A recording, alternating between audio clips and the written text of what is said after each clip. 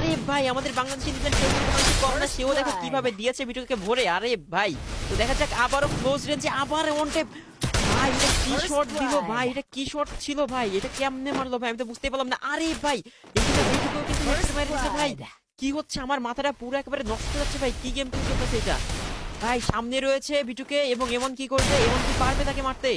এমনের সামনে কি যাচ্ছে ভাই, কি হতে যাচ্ছে ভাই ভাই ভাই ভাই আমার তো পুরো একেবারে মানে আমি কি থেকে কি বলবো আমি বুঝতে পারতেছি না ভাই, কি হবে ভাই আমার তো মানে আমি কি বলবো কি না বলবো আমার মাথায় আসতেছে না ভাই। দেখো কারণ দুজন লেজেন্ড একেবারে সামনে সামনে ফাইট করতেছে ভাই, কেউ কারো থেকে কম যায় না, কিন্তু সুযোগ পেলেই কিন্তু একজন আরেকজনের পুরোপুরি যেটা একেবারে মানে কি আর বলবো ভাই, মানে মুখে আসতে বলতে পারতেছি না, কারণ আমি নিজেই কনফিউজ যে ম্যাচটা যে কোন দিকে গোড়াচ্ছে।